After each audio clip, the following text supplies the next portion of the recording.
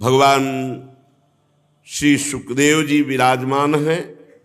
बहुत से दिव्य महापुरुष परीक्षित जी को घेरे हुए हैं। परीक्षित जी को श्रृंगी ऋषि का शाप है, 7 दिन में भयानक तक्षक सर्प आएगा और अपने विष की अग्नि में तुम्हें भस्म कर देगा। देखो, जो भगवान का भक्त होता है, कैसी भी बिगड़ जाए परिस्थिति तो उसका बाल बांका नहीं होता। जैसे दुर्योधन ने शकुनी के कपट भरे पासे से महाराज युधिष्ठिर को पराजय करके 12 वर्ष का वनवास, 1 वर्ष का अज्ञातवास, लेकिन उस समय भारत के दिव्य महर्षि ब्रह्म ऋषि ये सब युधिष्ठिर जी के साथ थे।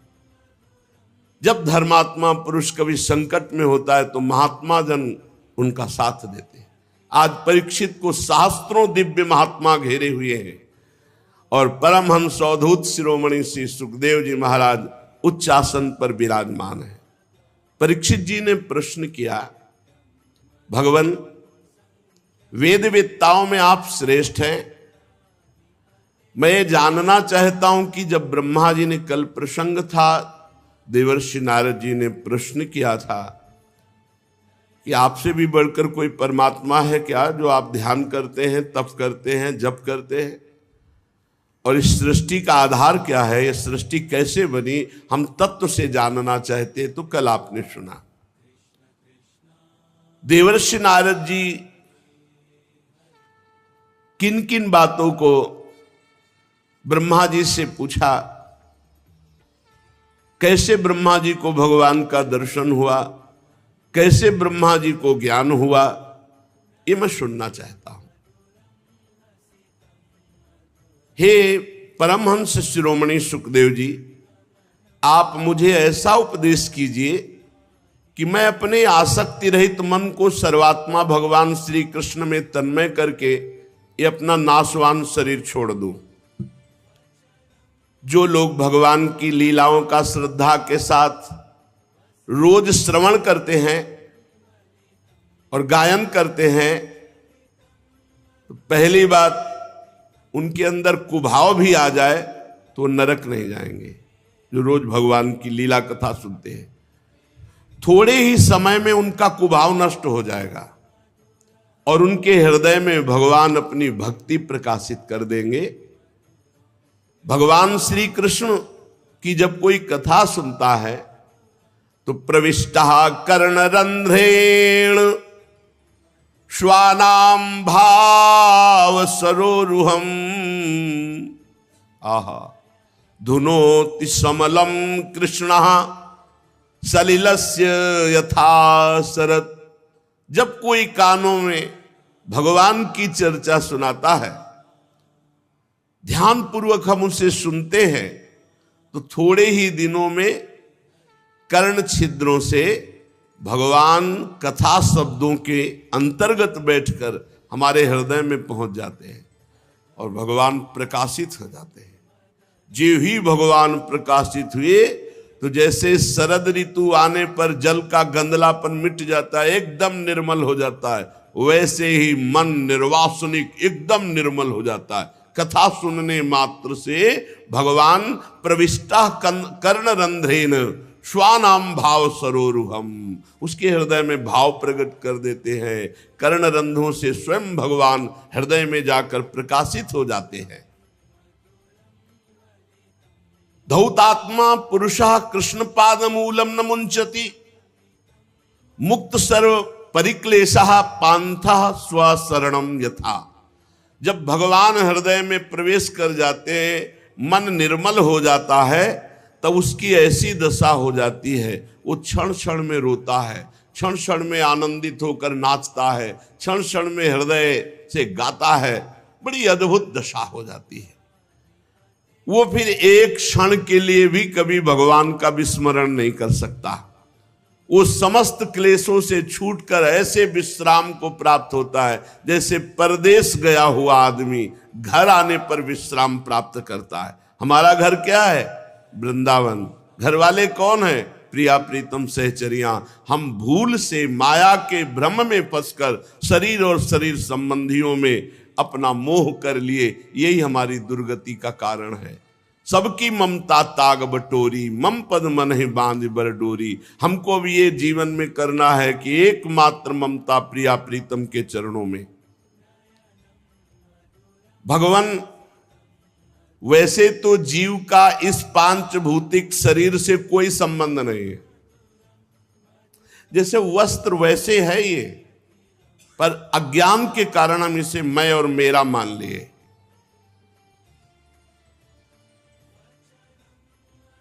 कैसे जीव माया में आसक्त हो जाता है, ये क्या है भगवान की माया? परीक्षित जी कह रहे, यद्यपि जीव का इस पंचभूत शरीर से कोई संबंध नहीं, फिर भी वो मैं मेरा मान, ये क्या है माया?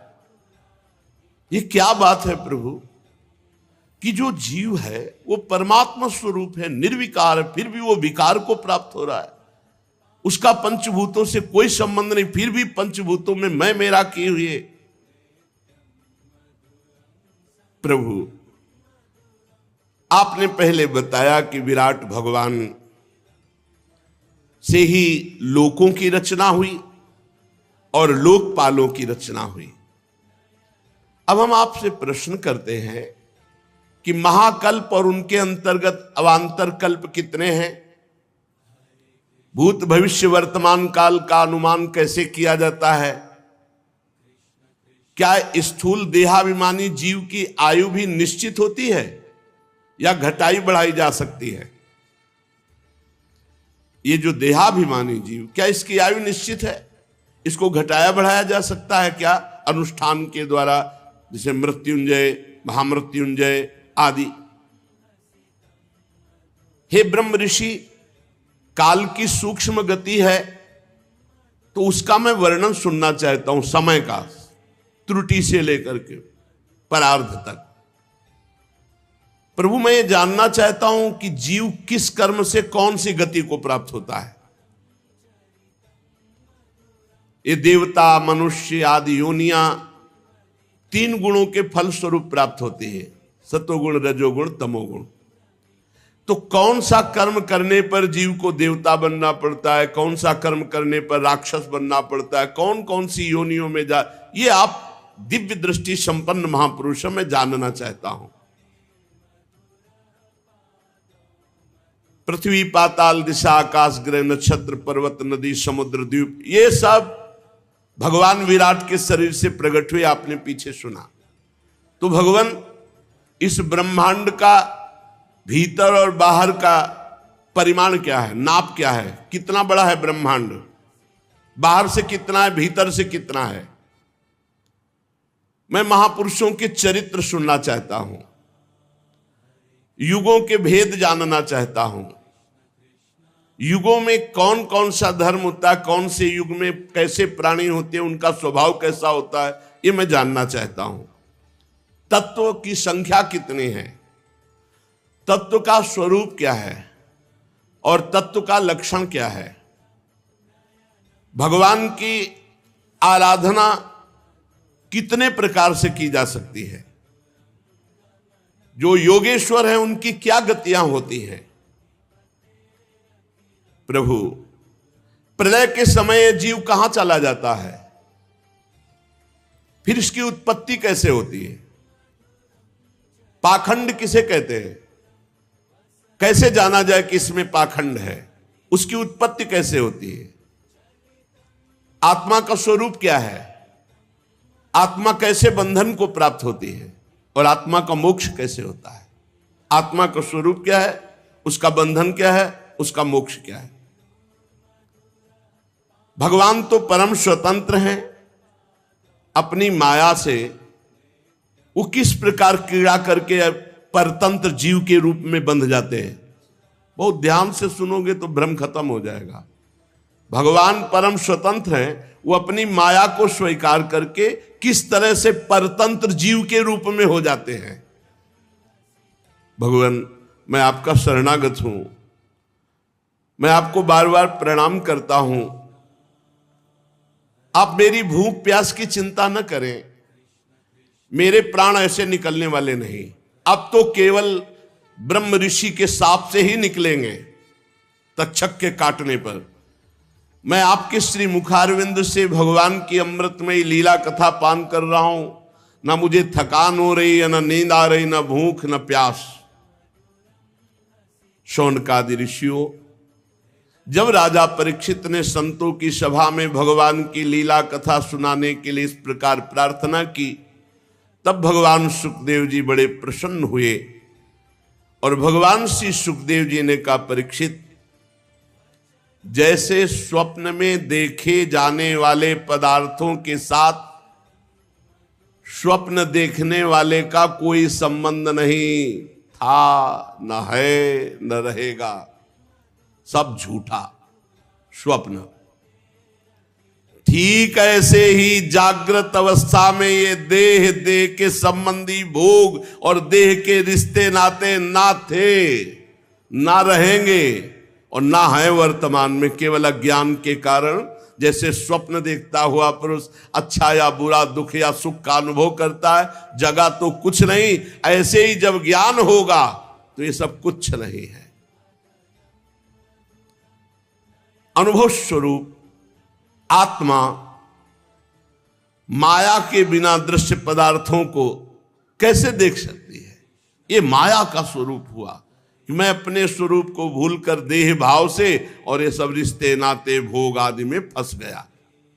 यह मैं हूं, यह मेरा है, वो ऐसा मानने लगा। जब ये गुणों से क्षुब्ध होकर मोह उत्पन्न करने वाली माया के अधीन हो गया और मोह से युक्त होकर माया में रमण करने लगा, तब वह आत्मा मैं और मेरा में फंस करके दुर्गति को प्राप्त हो गया। यद्यपि वह अविनाशी, अमल, चैतन्य घन, आनंद स्वरूप, वह कौन? तत्त्वमसि, त्वम असि, तुम ही हो। जिसे वह कह के संबोधन किया जा रहा है वो तत् माने वह जिसे तुम, त्वम असि, तुम ही हो, तत्त्वमसि। तुम अपने को भूल गए हो और देह भाव में आ गए हो। भगवान ब्रह्मा जी जब प्रकट हुए उनको भी ज्ञान नहीं था। आदि गुरु तीनों लोकों के जब कमल पर बैठे तो कोई ज्ञान उनके अंदर नहीं था। बिल्कुल ध्यान से सुनो, ना सृष्टि प्रकट करने का, ना मैं, ना तू, कोई ज्ञान नहीं। तब उन्होंने ज्ञान दृष्टि प्राप्त कर, मैं कौन हूं, ये कमल कौन है, मेरा उद्देश्य क्या है, मेरा कर्तव्य क्या है, इस प्रकार उनके अंदर चिंतन प्रारंभ हुआ। ये ज्ञान की प्रथम भूमिका है। जब प्रश्न उदय होता है, मैं कौन हूं, मेरा कर्तव्य क्या है, ये जगत क्या है, ये संबंध क्या है, यहीं से मार्ग निकलता है, यहीं से भगवत मार्ग प्रकट होता है। मेरा कौन है, मेरा उद्देश्य क्या है, मेरे जितने कहने वाले तो सब मरण धर्मा है, फिर मेरा कौन है, मैं किस लिए आया हूं इस मृत्यु लोक में। ये जब किसी की परमार्थ यात्रा प्रारंभ होती तो इन्हीं प्रश्नों से होती है। ब्रह्मा जी के अंदर ये प्रश्न उत्पन्न हुए। उसी समय महान समुद्र से एक आवाज आई। व्यंजन का 16वां अक्षर और 21वां अक्षर, ता प त प, 3 बार, तप करो, तप करो, तप करो। ब्रह्मा जी ने वक्ता को चारों ओर देखने के लिए ऐसे किया तो 4 मुख हो गए। कहां से आवाज आई? पर आवाज किससे आई ये नहीं जान पाए। पर उन्होंने कहा कि मुझे आज्ञा हुई है कि तप करो, इसलिए मैं अपने मन को तपस्या में लगाता हूं। ब्रह्मा जी त्रिभुवन के सबसे बड़े तपस्वी हैं, प्रथम तपस्वी हैं। घोर तपस्या की 1000 दिव्य वर्ष पर्यंत चित्त को एकाग्र करके, प्राणों को रोक करके, मन को संयम में करके, कर्मेंद्रिय ज्ञानेंद्रियों को वश में करके ऐसी तपस्या की कि अमोघ ज्ञान प्रकट हो गया। 1000 दिव्य वर्ष तक मन को एकाग्र, प्राणों को रोक लिया, चित्त को एकाग्र, कर्मेंद्रिय और ज्ञानेंद्रियों को वश में करके 1000 दिव्य वर्ष तक तपस्या की। उनके अंदर अमोघ ज्ञान प्रकट हो गया। सब लोग अपने में दिखाई देने लगे। भगवान प्रसन्न हुए तपस्या से, तो ब्रह्मा जी की दृष्टि में दिखाई देने लगा भगवान का दिव्य धाम। तस्मै स्वलोकम भगवान सभाजितः संदर्शयामास परम न यत् परम। भगवान का स्वधाम ब्रह्मा जी के दिव्य नेत्रों के सामने प्रकाशित हुआ। इससे परे कोई लोक नहीं। भगवान के धाम में न क्लेश है, न मोह है, न मृत्यु है, न भय है, न किसी भी तरह का दुख है। दुख नाम की चीज नहीं। एक बार जिसे भगवान के धाम का दर्शन हो जाता है वो इतना महान हो जाता है कि देवता भी उसकी बार बार स्तुति करते हैं। सुरासुरार्चिता। भगवान के धाम में न रजोगुण है, न तमोगुण है, न मिला हुआ सतोगुण है, न काल का प्रवेश है, न माया ही कदम रख सकती। फिर माया के बाल बच्चे काम क्रोध आदि तो प्रवेश ही कैसे कर सकते हैं।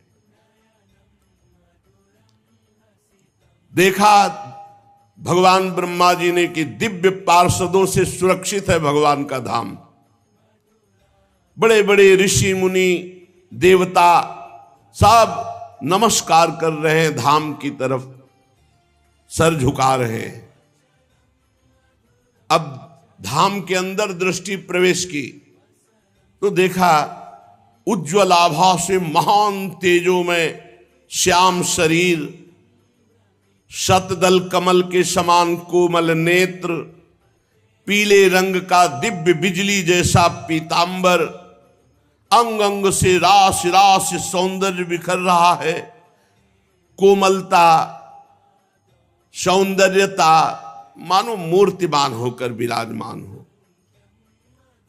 और ऐसे ही भगवान के सब पार्षद हैं। जैसे भगवान का स्वरूप ऐसे भगवान के पार्षद, सबकी 4-4 भुजाएं, महान तेजस्वी दिव्य अस्त्र लिए हुए भगवान के पार्षद, सब दिव्य मणिमय सुवर्ण प्रभा में आभूषण धारण किए हुए तेजो में। धाम की भूमि छवि अद्भुत, कहीं मूंगे की, कहीं वैदुर्य मणि की, कहीं कमल के समान, कहीं उज्जवल स्फटिक मणि के समान, ऐसी भूमि धाम की। सबके कानों में कुंडल, मस्तक पर मुकुट, कंठ में दिव्य मालाएं, जैसे आकाश बिजली से चमक उठता है, ऐसे ही ब्रह्मा जी के नेत्र बड़े तेजोमय हो गए। भगवान के वैकुंठ धाम का दर्शन, वैकुंठ धाम के पार्षदों का दर्शन। अब देखा कि महालक्ष्मी सुंदर रूप धारण किए हुए अपनी दासियों के साथ, विभूतियों के साथ भगवान के चरण चाप रहे हैं। भगवान की मधुर मधुर लीलाओं का गायन करते हुए भगवान के चरण चाप रहे हैं। लक्ष्मी जी उन्मत्त हो रही हैं भगवान के चरणों के स्पर्श से और सौंदर्य से। ब्रह्मा जी ने देखा कि दिव्य लोक वैकुंठ धाम में भक्तों के रक्षक महालक्ष्मीपति, यज्ञपति, विश्वपति भगवान विराजमान है। और भगवान के एकदम नजदीक जो पार्षद हैं वो सुनंद, नंद, प्रबल और अर्हण आदि, ये भगवान के समान बलशाली वैभव, ये मुख्य मुख्य पार्षदगण भगवान की सेवा कर रहे। कोई चमर डुला रहा है, कोई व्यजन डुला रहा है, कोई छत्र लिए, वो सब भगवान के मुख कमल की तरफ एक तक चित्तवृत्ति से देखते रहते। क्या आदेश हो, क्या इशारा हो, तत्काल सेवा हो।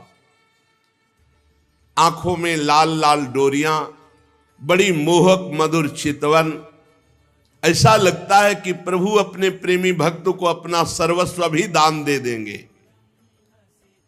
सिर पर मुकुट, कानों में कुंडल, कांधे में पीतांबर, वक्षस्थल में सुनहरी रेखा, सुंदर 4 भुजाएं, और भगवान बहुमूल्य आसन पर विराजमान है। भगवान के पास पुरुष, प्रकृति, महातत्व, अहंकार, मन, 10 इंद्रियां, शब्दादि 5 तन्मात्राएं, पंच महाभूत, ये 25 शक्तियां मूर्तिमान होकर हाथ जोड़े खड़ी है। उसी मन से संपूर्ण सृष्टि का मन बनता है। उन्हीं 10 इंद्रियों से संपूर्ण सृष्टि को इंद्रियां मिलती हैं। ये मूर्तिमान वैकुंठ में भगवान के सामने हाथ जोड़कर खड़े। पुरुष, प्रकृति, महातत्व, अहंकार, मन, 10 इंद्रियां, 5 शब्द तन्मात्राएं, शब्द स्पर्श रूप रस गंध, और पंच महाभूत, ये 25 शक्तियां मूर्तिमान होकर भगवान वैकुंठनाथ के पास आसपास हाथ जोड़े खड़ी हैं। समग्र ऐश्वर्य, समग्र धर्म, कीर्ति, श्री, ज्ञान, वैराग्य, ये 6 नित्य सिद्ध रूप धारण किए हुए भगवान के सामने हाथ जोड़े खड़े हैं।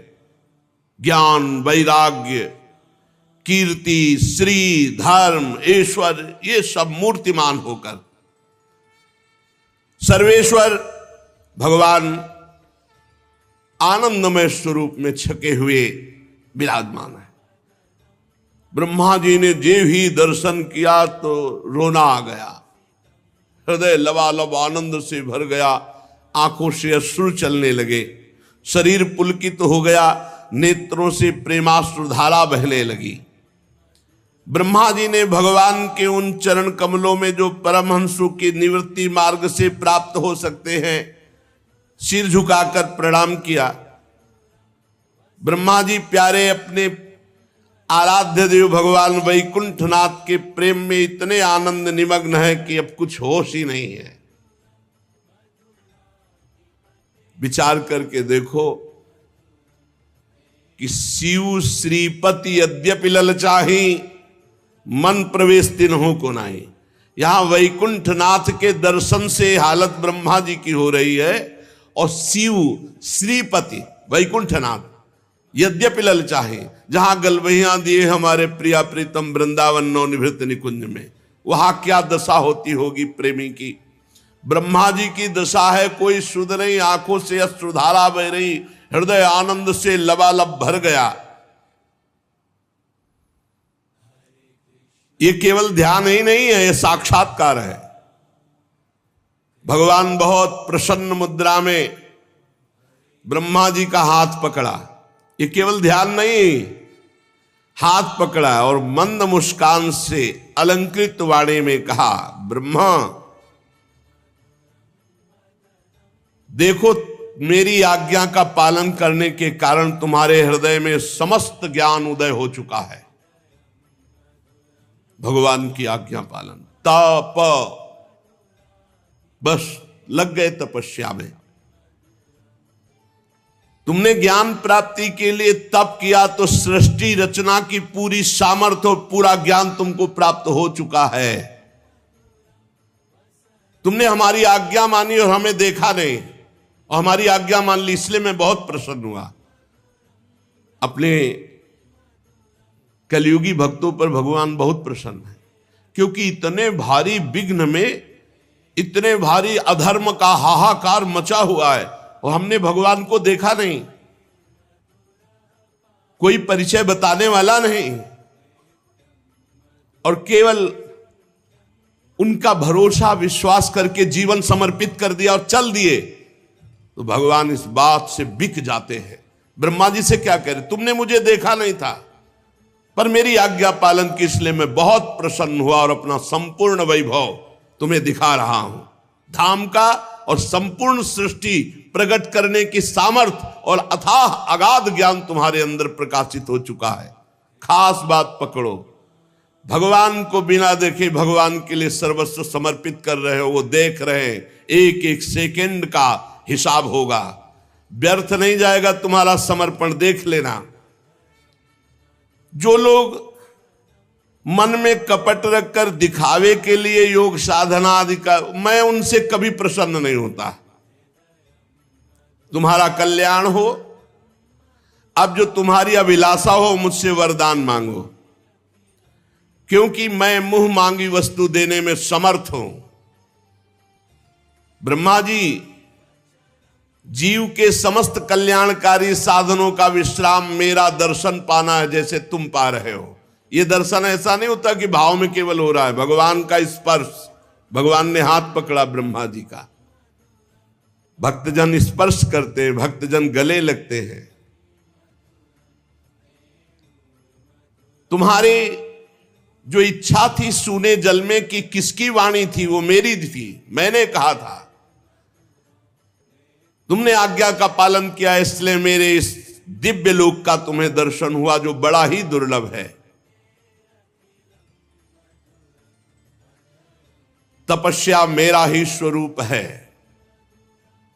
तपस्या से दुर्लंघ शक्ति हृदय में जागृत हो जाती है।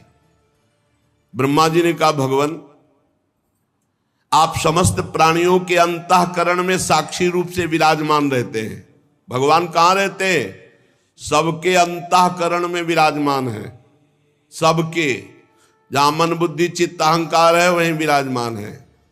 चित्त में भगवान विराजमान है, चित्त में भगवान वासुदेव का स्थान है। हे भगवान, आप सबके अंतःकरण, बताओ इतने नजदीक हैं और फिर भी दुर्लभ है उनका दर्शन, क्योंकि हम बहिर्मुख होकर बाहर चित्त वृत्ति दिए हैं। यह ज्ञान आपसे ही हमें प्राप्त हुआ है कि मैंने अंतःकरण में आपका साक्षात्कार किया। नाथ, आपने कहा कि वरदान मांगो, तो मैं आपकी कृपा से आपके निर्गुण रूप और सगुण रूप दोनों का ज्ञान तो पहले ही प्राप्त कर चुका हूं। स्वामी, आपकी आज्ञा कभी व्यर्थ नहीं होती। ये जगत की उत्पत्ति, पालन, संहार, ये आपकी एक क्रीड़ा है। मैं मर्म जानना चाहता हूं कि आप कैसे जगत को प्रकट करते हैं, कैसे पालन करते हैं और कैसे इसका विनाश करते हैं। जब आप नाटक में देखते हो नट कलाकार, जादूगर अपने को कई हिस्सों में काटता है, तो आप तालियां बजाते हो कि रोते हो बैठ के? जब अपने वो जन को काटता है, कपड़ा डाल दिया, गांव में देखा है आपने?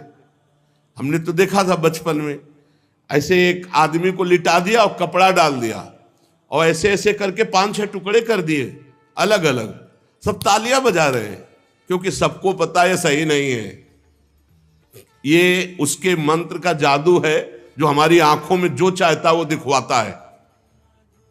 ऐसे किया, रुपए की गड्डी, इतना बड़ा सामर्थ्यशाली होता तो 2-2 रुपए मांगते थोड़ी घूमता है। ये आंख बांध करके एक छोटा जादूगर हमारे सामने भ्रम पैदा कर सकता है कि जादूगरों के बाप है भगवान। इंद्रजाल कितना बड़ा, अपने आप से अपने आप में अपने आप का सृजन करता है, अपने आप का पालन करता है। जो इस रहस्य को जानते हैं उनको तो ब्रह्मा जी भी कहते हैं, मैं रहस्य जानना चाहता हूं। भगवान, आपकी आज्ञा है कि मैं सजग होकर सृष्टि रचना करूं और रचना के अभिमान में न बनूं। तो प्रभु ऐसा कैसे हो सकता है? कर्तृत्व भाव आ ही सकता है। नाथ, आपने वरदान मांगने की बात कही, तो मुझे वो ज्ञान दीजिए जिससे मैं सृष्टि रचूं और उसके कर्ता भाव में ना हूं, कभी अभिमान ना हो जाए। सावधानी पूर्वक केवल आपकी आज्ञा का पालन करूं। बहुत सुंदर भगवान ने ज्ञान दिया है, अगर समझ जाओगे तो आप भी निहाल हो जाओगे।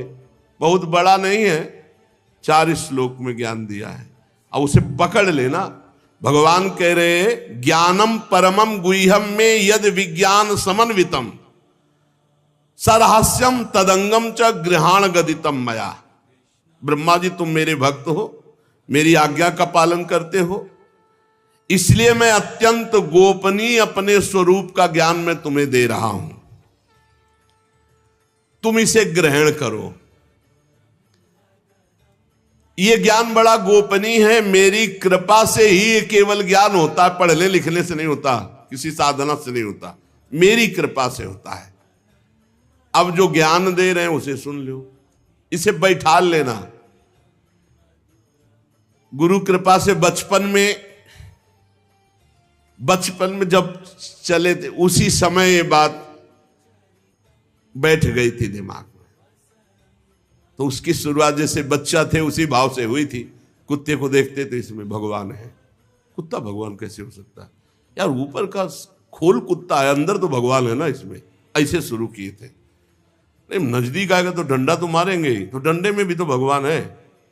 बहुत लड़ाई लड़नी पड़ी थी। अब उस समय उत्तम ज्ञान तो था, पर उसकी शुरुआत उस शुरुआत में ही बड़ा आनंद प्रारंभ होने लगा था। ब्रह्मा जी को भगवान कहे अहमेवा समेवाग्रे नान्यद यत् सद सत्परम पश्चादहम यदि तच्च यो वशिष्येत सोष्म्यहम ऋतेर्थम यत् प्रतीयेत न प्रतीयेत चात्मनि तद्विद्यादात्मनो मायाम यथा भासो यथा तमः यथा महन्ति भूतानि भूतेषु चावचेष्वनु प्रविष्टान्य प्रविष्टानि तथा तेषु न तेष्वहम् एतावदेव जिज्ञासं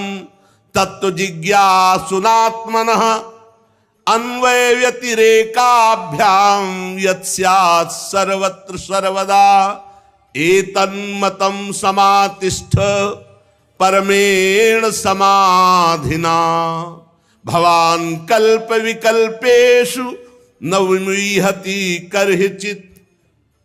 भाव सुनो, ब्रह्मा जी जब तुम भी पैदा नहीं हुए थे तो केवल मैं ही था। सृष्टि के पूर्व में केवल मैं ही मैं में कुछ नहीं जुड़ा था, केवल मैं।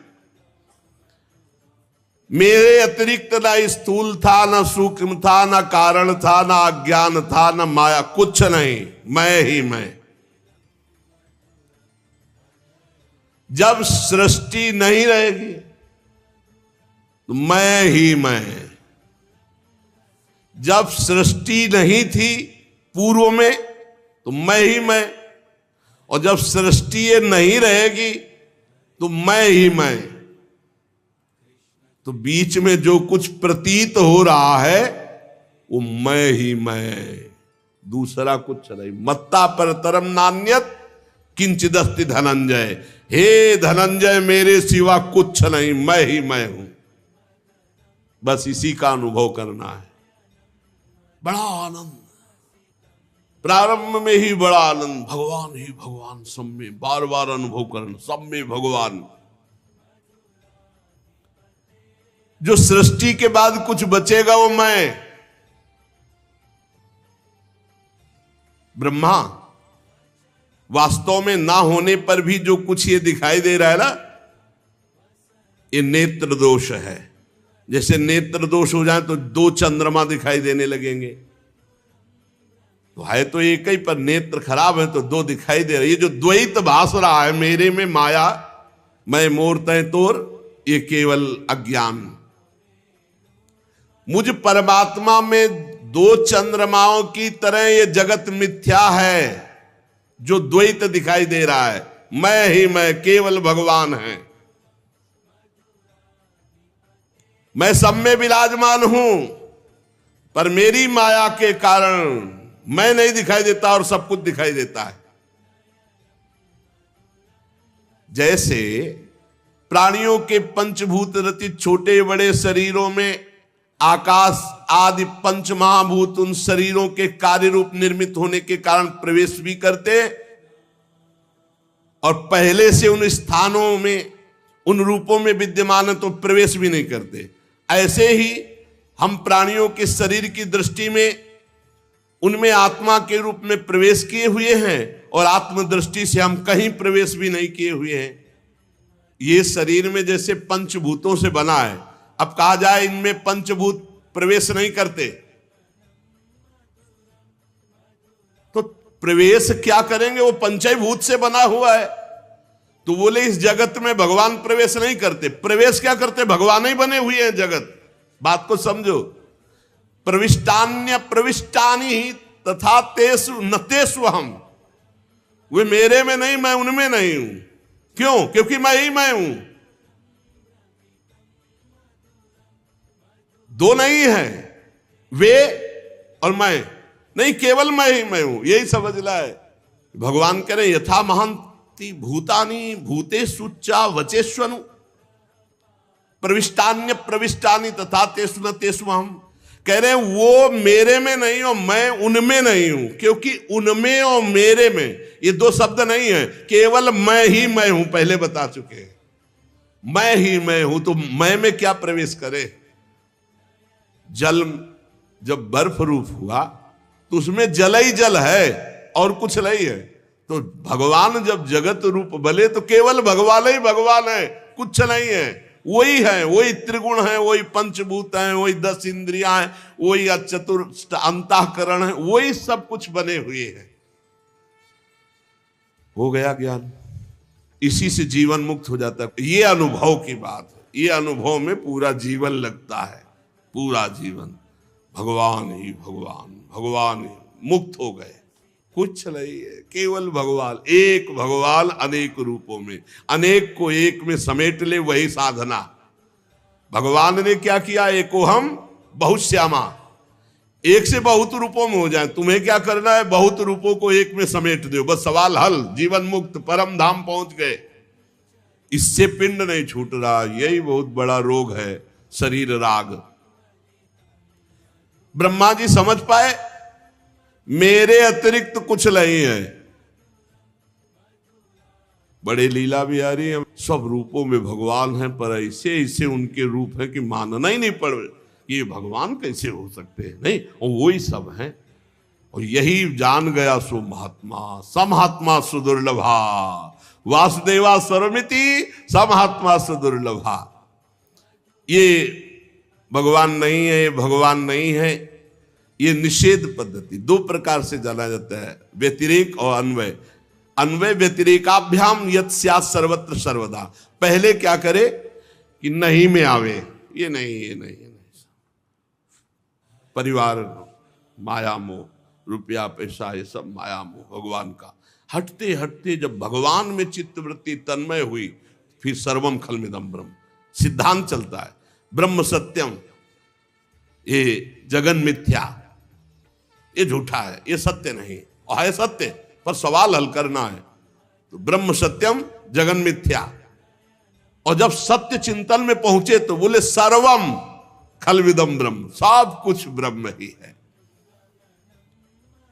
भगवान ही भगवान सदा सर्वत्र सब रूपों में है। जिसको ज्ञान प्राप्त करना है तो इससे बढ़कर कोई ज्ञान नहीं है। भगवान ही पूर्णता, सच्ची मानिए, बड़ी पूर्णता है। गंगा की रेती में पद्मासन लगा करके जब यही बात का चिंतन होता है ना, रोमांच होता है। कई कई घंटे शांत।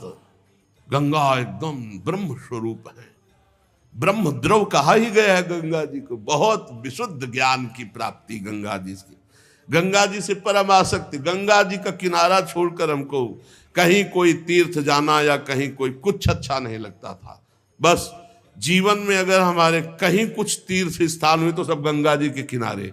चित्रकूट इसलिए गए क्योंकि वृंदावन वहीं से, काशी से चित्रकूट और चित्रकूट से वृंदावन, नहीं कहीं और नहीं, कहीं नहीं गए विश्व में, बस वही गंगा का किनारा। बस यही लगता था पूर्णता है। और गंगा जी कैसे, तुम्हें बताओ कैसे कैसे भाव प्रकट करते। यही बात गंगा जी के किनारे, ये जो है यही गंगा किनारे की आराधना। इसके बाद है ये जो वृंदावन की पढ़ाई है ना, ये वासुदेवा स्वरमिति के बाद है। ये डिग्री है, ये ककारा मात्रा वाली पढ़ाई नहीं है, ये डिग्री है। ये ऊपर की डिग्री, सबसे ऊपर का महामाधुर्य रस। श्री जी बड़ी कृपालु है कि अपने अधमों को ऐसे महारस में निमग्न करने का अवसर दिया। अगर इतना जान लोगे तो ब्रह्मा जी तुम्हें मोह नहीं होगा। इतना जान लो कि मैं ही मैं, भगवान ही भगवान है, मोह नहीं होगा। बस ये जानना है, अंदर व्यवहार नहीं करना, व्यवहार नहीं करना, जानना है, दृष्टि रखना, व्यवहार नहीं करना। अज्ञानी जो होते हैं ना, वो व्यवहार में उतर जाते हैं तो भ्रष्ट हो जाते हैं, उनको बोध नहीं हो पाता।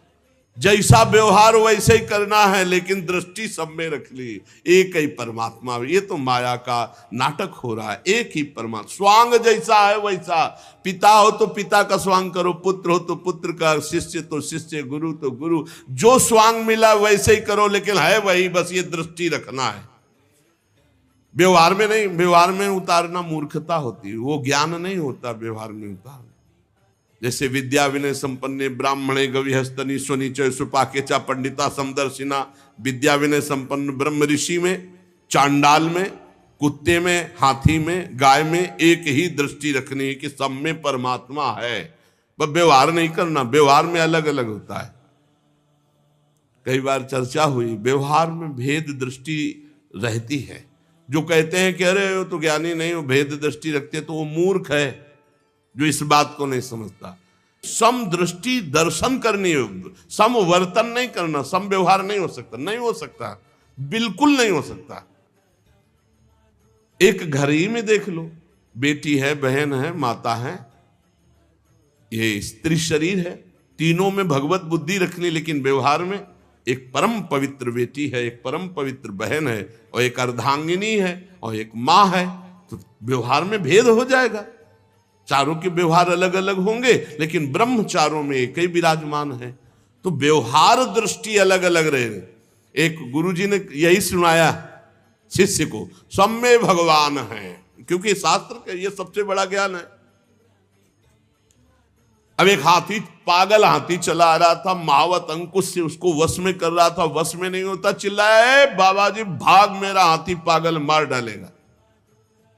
सब में भगवान है, गुरुजी ने कहा है, जय भगवान। हाथी आया, उठा के पटक दिया ऐसे, सब चुप।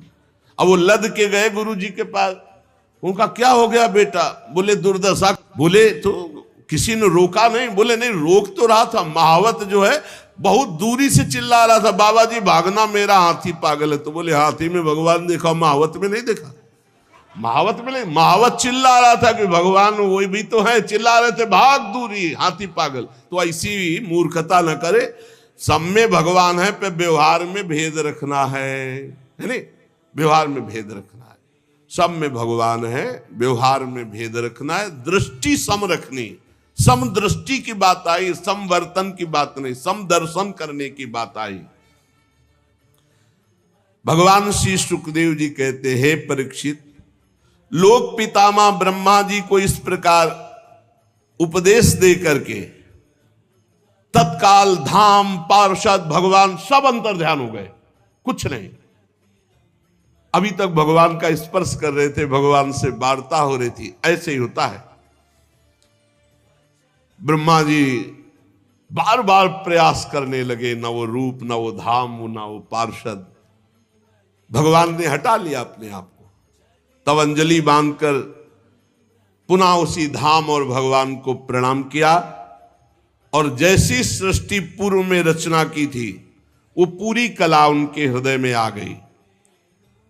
धर्मपति प्रजापति ब्रह्मा जी ने सारी जनता को प्रकट करने के लिए भगवान की आराधना की थी। देवर्षि नारद जी मायापति भगवान के माया का तत्व जानने की इच्छा से बड़े सौम्य होकर ब्रह्मा जी से ये वार्ता कई से चल रही। श्री सुखदेव जी सुना रहे परीक्षित जी को, और सूत जी सुना रहे शौनक जी को, और भगवान ब्रह्मा जी सुना रहे हैं देवर्षि नारद जी को। ब्रह्मा जी और भी प्रसन्न हुए, और फिर देवर्षि नारद जी को 10 लक्षण वाले इस महामहिम भागवत पुराण का उपदेश किया। श्री सुखदेव जी महाराज कह रहे, परीक्षित, इस भागवत पुराण में सर्ग, विसर्ग, स्थान, पोषण, ऊति, मनवंतर, ईशानुकथा, निरोध, मुक्ति और आश्रय, इन 10 का वर्णन किया गया है। इनमें जो 10वां आश्रय तत्व है, इसी का ठीक ठीक निश्चय करने के लिए ऊपर के 9 का वर्णन किया गया है। ये 10वीं बात आ जाए तो मुक्त हो जाए। आश्रय, मैं भगवान के आश्रय में प्रियाजू के आश्रय हूं। अरे यहां तक कह दिया हरिराम व्यास जी ने कि काहू के बल भजन को, कोई भजन बल रखता है, कोई जितेंद्रिय आदि सदाचार व्रत, लेकिन हम तो कुंवर के भरोसे में हैं।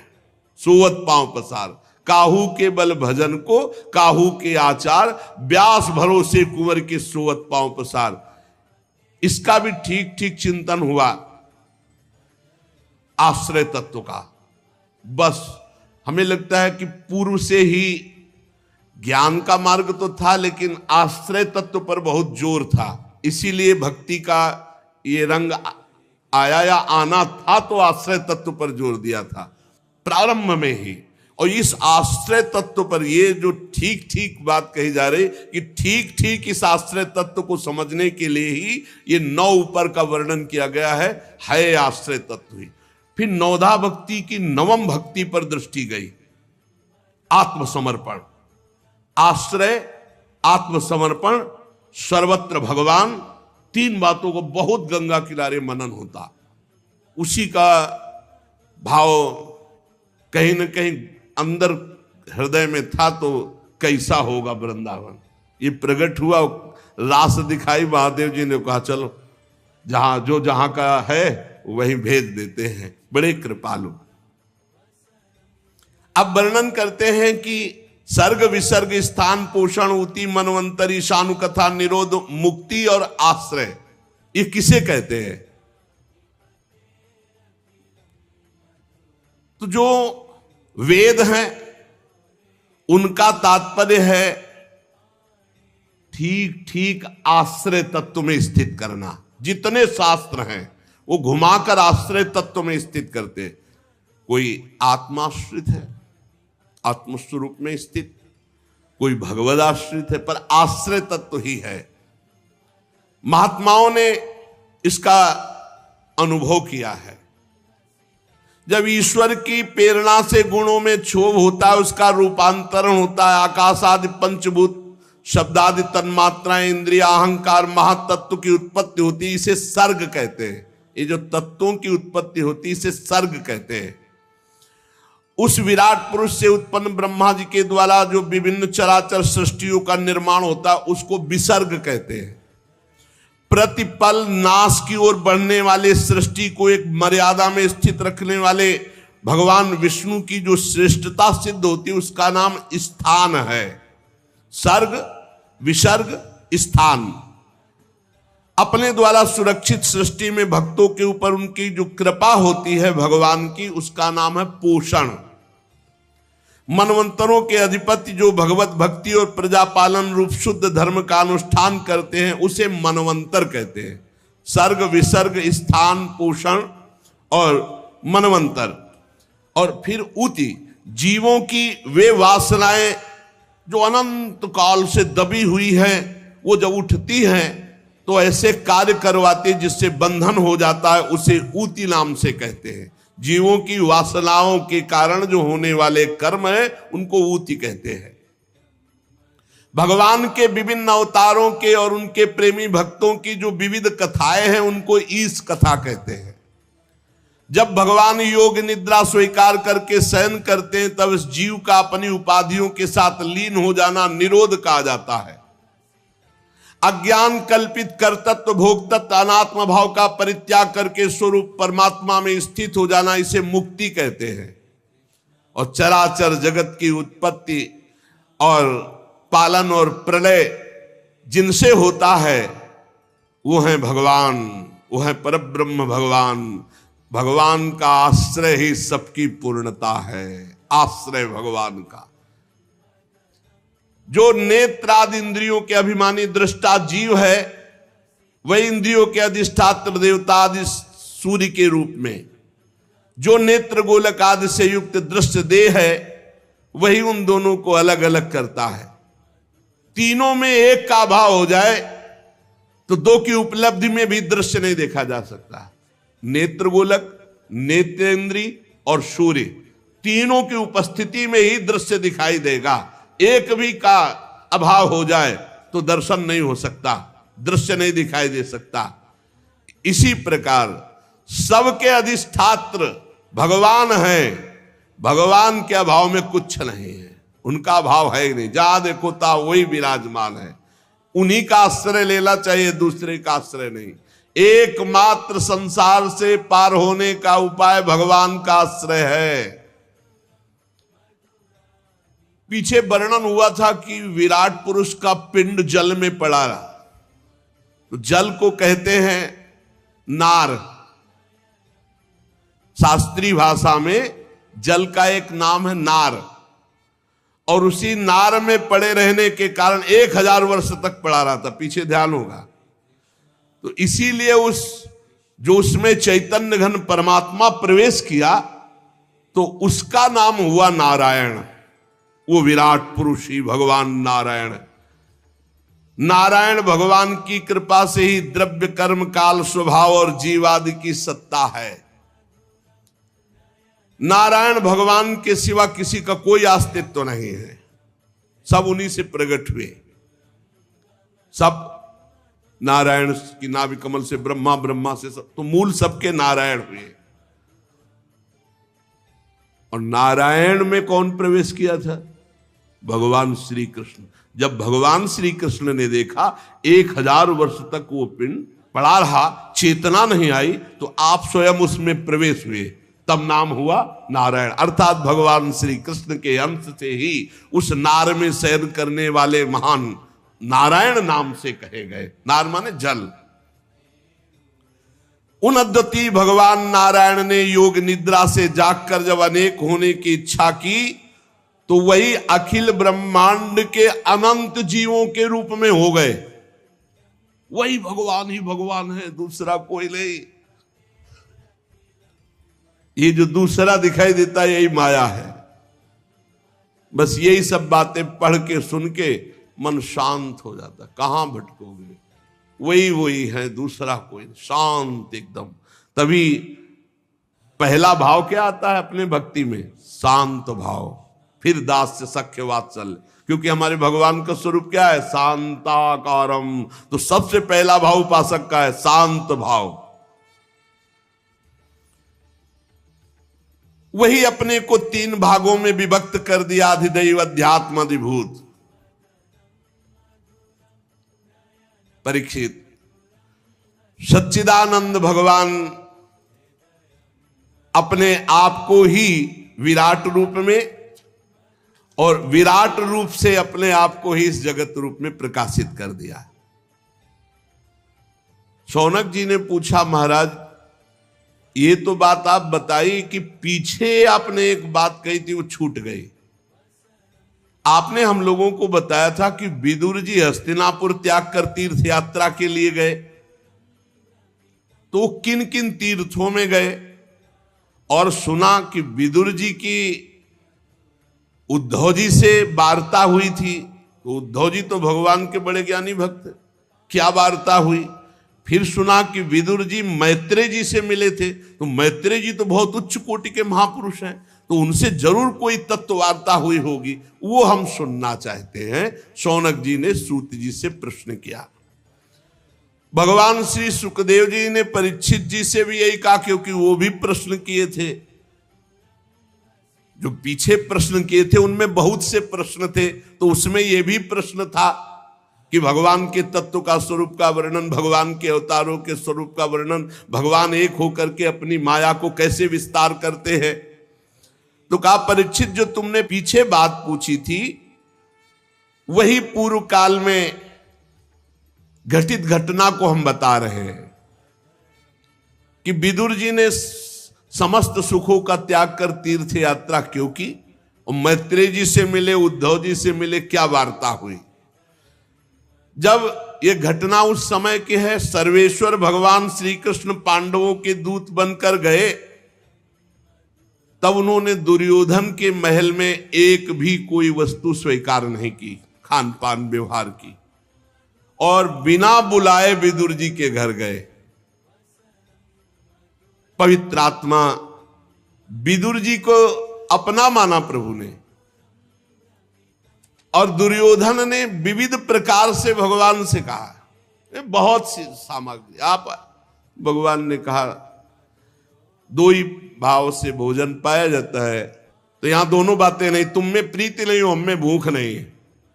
और उसी समय विदुर जी के घर जाके कह रहे बहुत भूख लगी है, लाओ। विदुरानी छिलका पवाती है और गूदा फेंक देती है। परीक्षित जी ने पूछा, प्रभु मैत्रेय जी तो असाधारण महापुरुष हैं, विदुर जी का समागम कहां हो गया? और मैत्रेय जी जैसे महात्मा विदुर जी जैसे प्रश्न करता तो साधु शिरोमणि बड़ा सुंदर उत्तर होगा, हम सुनना चाहते हैं। भगवान सुखदेव जी ने कहा, परीक्षित, राजा धृतराष्ट्र अपने अन्यायी पुत्रों से बहुत मोहित थे, जानते थे कि अन्याय कर रहे हैं, लेकिन दस्खत वही करते थे जो दुर्योधन कहता था। वो अपने भाई पांडु के अनाथ बालकों को लाक्षा भवन में जलाने के लिए भेज दिया था, आग लगवा दी, पर भगवान की कृपा और विदुर जी की प्रवीणता से वो बच गए। फिर उनकी पुत्रवधू महाराज युधिष्ठिर की पटरानी द्रौपदी के केस घसीटता हुआ दुशासन सभा में लाता है, द्रौपदी के अश्रुधारा चल रही है, किंतु धृतराष्ट्र ने अपने कुकर्मी पुत्रों को उस समय भी नहीं डांटा, वहां भी दस्खत। और क्या बताएं, सत्यपरायण धर्मराज युधिष्ठिर को छल पूर्वक अन्याय पूर्वक जुए में हरा दिया गया और उन्हें वनवास दिया गया। वनवास भोगने के बाद फिर लौटकर जब आए और अपनी पैतृक संपत्ति मांगी तो उन्होंने उनका हिस्सा देना अस्वीकार कर दिया। जब इस विषय पर भगवान श्री कृष्ण कौरवों की सभा में हित भरे सुमधुर वचन जाकर के बोले, जो भीष्मादि को तो अमृत जैसे लगे, पर कुरुराज को वो विष जैसे लगे। फिर भी धृतराष्ट्र की बुद्धि काम नहीं की और पुत्र मोहवशात भगवान की बात नहीं मानी, क्योंकि सारे पुण्य उनके नष्ट हो चुके थे, मानते भी तो कैसे। जब विदुर जी ने देखा कि भगवान की आज्ञा का उल्लंघन हो रहा है, तो विदुर जी ने धृतराष्ट्र से कहा, जिसे विदुर नीति कहते हैं,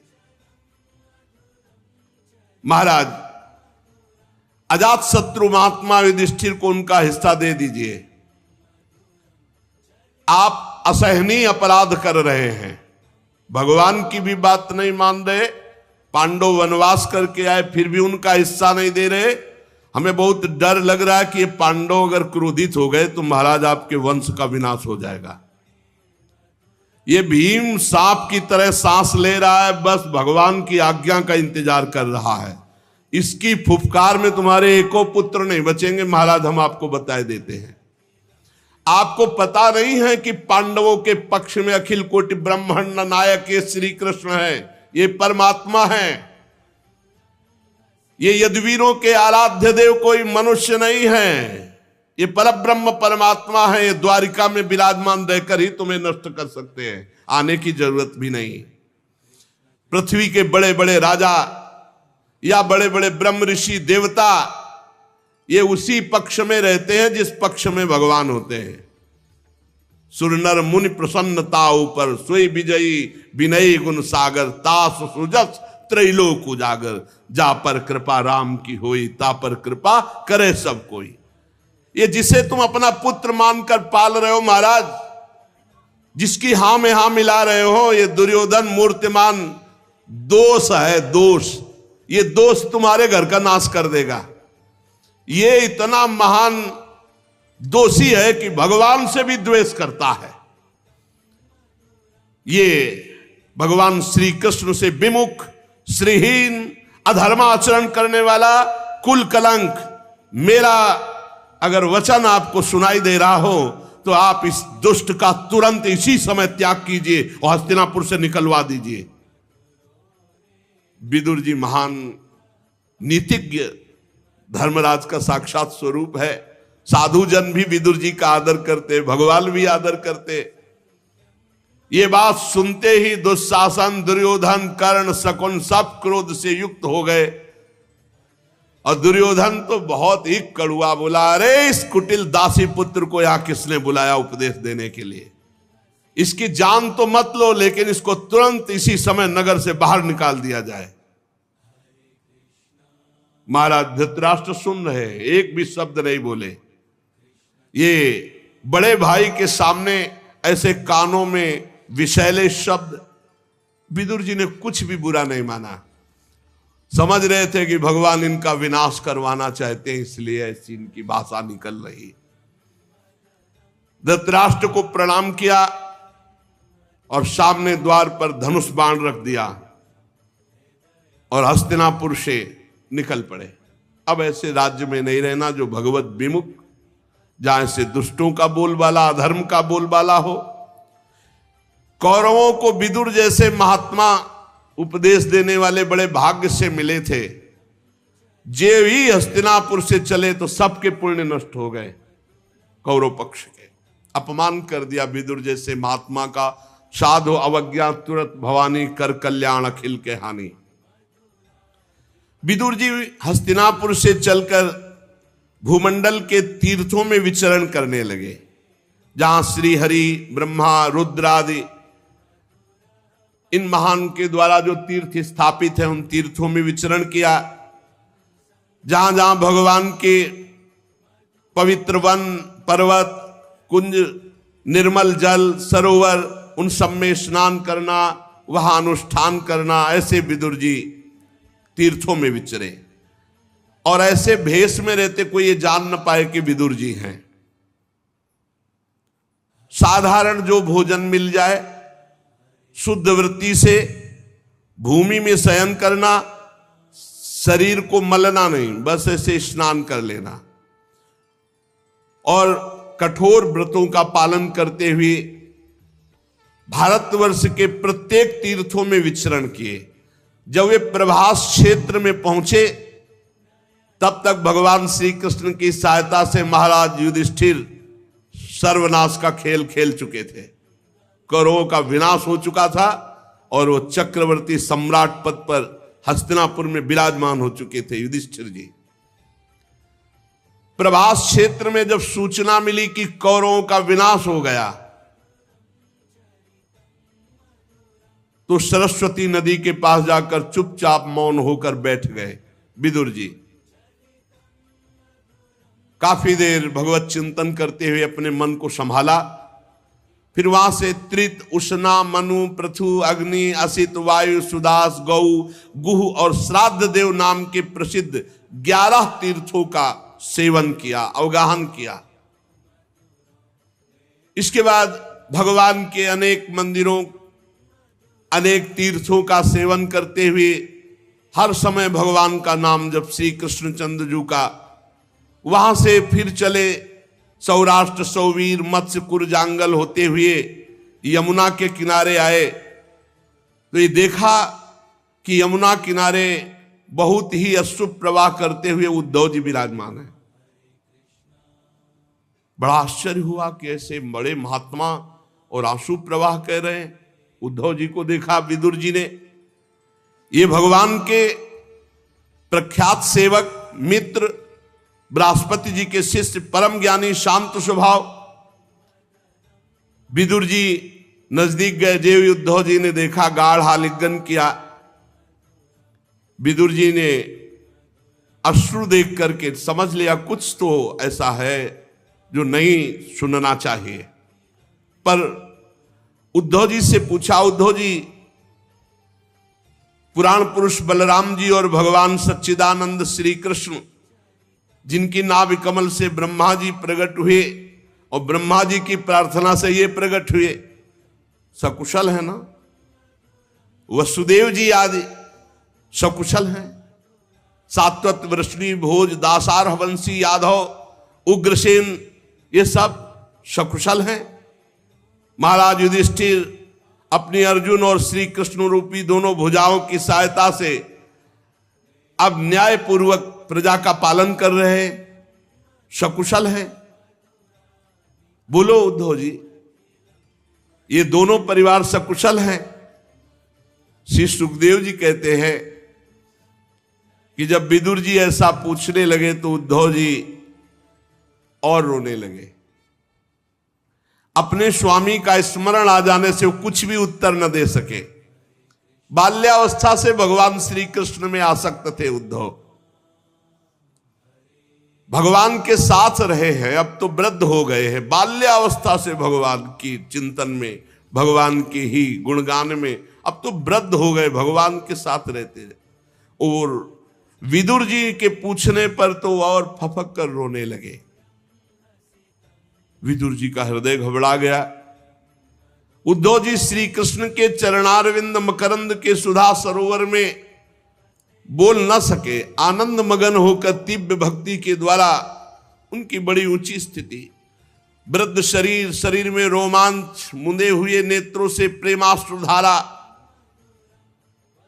विदुर जी ऐसे उद्धव जी के दर्शन करके बहुत कृतकृत्य हो रहे हैं।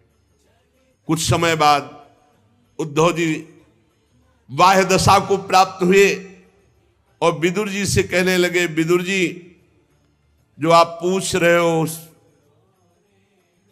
हम उन प्रभु से वंचित हो गए हैं। भगवान श्री कृष्ण रूपी सूर्य अस्त हो गया है। विदुर जी मैं क्या कुशल सुनाऊं, अब ये मनुष्य लोग बड़ा भागा हो गया है और यदुवंशी तो नितांत अभागे, भाग्यहीन हो गए। क्योंकि जब श्री कृष्ण के साथ रहते थे उन्होंने पहचाना ही नहीं कि परब्रह्म परमात्मा है। जिस तरह समुद्र में अमृत था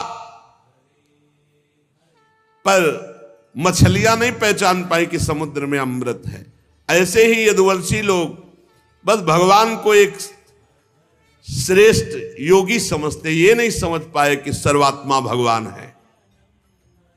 सर्वांतर्यामी भगवान को एक श्रेष्ठ योगी, एक श्रेष्ठ यादव, भगवान की माया से मोहित इन यदुवंशियों ने भगवान की निंदा तक की, शिशुपाल आदि। ये नहीं समझ पाए आज मैं उन्हीं भगवान से वंचित हो गया हूं। उद्धव जी कह रहे जिन्होंने कभी तपस्या नहीं की थी उन लोगों ने भी दर्शन भगवान का पाया। विदुर जी आज वही त्रिभुवन मोहन रूप अंतर ध्यान हो गया है। अब भगवान प्रगट में अपने रूप को नहीं रखा, अंतर ध्यान कर लिया। मेरे नेत्र ही छिन गए और उद्धव जी रोने लगे। भगवान ने योग माया का प्रभाव दिखाने के लिए मानव लीलाओं के योग्य जो दिव्य श्री विग्रह प्रकट किया था, बड़ा ही सुंदर, बड़ा ही नयनाभिराम, महाराज वो रूप अब अंतर्धान हो चुका है। भगवान ने लीला संवरण कर ली है। धर्मराज युधिष्ठिर के राजसूय यज्ञ में जिसने भगवान के उस नयनाभिराम रूप को देखा, त्रिलोकी में सब कोई लुभायमान हो गया। उनका प्रेम पूर्ण हंसना, विनोद भरी बातें करना, लीला में देखना महाराज चित्त को चुरा लिया। जैसे कोई कठपुतली चलाने वाले के अनुसार चलती है, वैसे जिसने एक बार रूप देखा वो कठपुतली बन गया उनका। बड़े बड़े महात्माओं के द्वारा आराधन करने योग्य रूप। अजन्मा भगवान ने वसुदेव जी के यहां जन्म लेने की लीला की। सबको अभय देने वाले होने पर भी कंस के भय से ब्रज में जाके छिपे रहना, अनंत पराक्रमी होने पर भी काल यवन के सामने मथुरापुरी को छोड़कर भागना। जब मैं लीलाएं याद करता हूं तो मैं बेचैन हो जाता हूं। मुझे याद है जब देवकी वसुदेव की चरण वंदना करके उन्होंने कहा था, पिताजी माताजी कंस का बड़ा भय रहने के कारण मुझे आपकी कोई सेवा न बन सके, इसलिए मेरे अपराध को क्षमा करके आप प्रसन्न हो जाएं। ये बातें जब मैं याद करता हूं तो हे विदुर जी, मेरा चित्त व्यथित हो रहा। वो परमात्मा होकर कैसे बोल रहे थे, जिन्होंने काल रूप अपनी भ्रकुटी विलास से पृथ्वी का सारा भार उतार दिया। उन श्री कृष्ण के पाद पद्म पराग से युक्त ऐसा कौन होगा जो उनको भूल सके। आज मैं उनसे रहित हो गया हूं। आप लोगों ने राजस्व यज्ञ में प्रत्यक्ष देखा था कि गिन गिन कर गालियां दे रहा था शिशुपाल भगवान श्री कृष्ण को, और जब भगवान ने सुदर्शन चक्र से प्रहार किया तो उसको वो गति मिली जो बड़े बड़े योगी मुनियों के द्वारा वांछित है। भला ऐसे श्री कृष्ण का मैं कैसे विरह सह सकता हूं। हमारे सामने भगवान का मुख रहा, हमारे सामने भगवान की सब बातें क्रीड़ा रही, अब वो सब चली गई। अब कैसे जीऊं। भगवान परम धाम को चले गए हैं। अरे वो तीनों लोकों के अधीश्वर, उनके समान कोई नहीं, तो उनसे बढ़कर कौन हो सकता है। विदुर जी, मुझे वो दृश्य याद है जब सिंहासन पर महाराज उग्रसेन और उनके नीचे खड़े होकर हाथ जोड़कर कहते, हे देव आज्ञा कीजिए, मैं कौन सी सेवा आपकी करूं। वो मेरे चित्त को बहुत लुभायमान करती है। कहां भगवान और कहां उग्रसेन, हाथ जोड़कर कहते, हे देव आज्ञा कीजिए। मुझे वो भी याद है जब पापनी पूतना ने अपने स्तन में हलाहल विष लगाकर श्री कृष्ण को मार डालने की नियत से उन्हें दूध पिलाया, तो उसको भगवान ने वो परम गति दी जो धाय मां को मिलती है। भगवान श्री कृष्ण के अतिरिक्त और कौन दयालु है जिसकी शरण ग्रहण करें। मैं उन असुरों को भी भगवान का बड़ा कृपा पात्र समझता हूं, जिन्होंने वैर भाव से ही सही भगवान श्री कृष्ण का सदा चिंतन तो किया। रणभूमि में सुदर्शन चक्र धारण किए हुए दौड़ते हुए भगवान का दर्शन करते हुए प्राण त्याग किया। उन असुरों को भी मैं भगवान का भक्त मानता हूं। ब्रह्मा जी की प्रार्थना से पृथ्वी का भार उतारकर उसे सुखी करने के लिए कंस के कारागार में वसुदेव देवकी के यहां भगवान अवतार लेते हैं। कंस के डर से पिता वसुदेव जी ने उन्हें नंद बाबा के ब्रज में पहुंचा दिया। वहां वे बलराम जी के साथ 11 वर्ष तक ब्रज लीला करके फिर यमुना के उपवन में हरे वृक्षों में कलरव करते हुए पक्षियों के झुंड में बछड़े चराते हुए ग्वाल बाल की मंडली में ब्रजवासियों की दृष्टि आकृष्ट करने के लिए बाल लीला करते हुए कभी रोते कभी हंसते कभी खेलते, ऐसे ब्रजवासियों को 11 वर्ष तक सुख दिया। ब्रज में बैल बछड़ों गौओं को चराते हुए अपने अधरों पर बांसुरी बजाकर गोपियों को ब्रजवासियों को बड़ा सुख देते हुए कंस ने उन्हें मारने के लिए मायावी मनमाना रूप धारण करने वाले राक्षसों को भेजा। अगासुर बकासुर भगवान ने खेल खेल में मार डाला, जैसे बालक खिलौनों को तोड़ फोड़ डालता है। काली नाग का दमन करना, विष को अमृत बना देना, ग्वाल बालों को पुनः जीवित कर देना, भगवान श्री कृष्ण के इन लीलाओं का बहुत हृदय में अब वो अंतर्धान हो गए। महाराज नंद बाबा ने जब इंद्र की पूजा तो भगवान ने रुकवा कर गोवर्धन पूजा कराई। बहुत गुस्सा हो गया इंद्र और विनाशकारी प्रलयंकारी जल बरसाया। भगवान ने खेल खेल में गोवर्धन पर्वत को 7 दिन 7 रात उठा करके ब्रजवासियों की रक्षा की। महाराज संध्या के समय जब सारे वृंदावन में शरद की चंद्रमा की चांदनी छिटक गई, श्री कृष्ण सम्मान करते हुए गोपियों का आवाहन किया और गोपियों के साथ प्रेम में रास विहार किया। ऐसे में श्री कृष्ण से रहित हो गया। उद्धव जी ने विदुर जी से विनय की और आगे भगवान की विविध लीलाओं का गायन करते हुए उद्धव जी अपने हृदय को संतुष्ट कर रहे हैं। सुशेष चर्चा आगे। श्री राधा वल्लभ लाल की जय।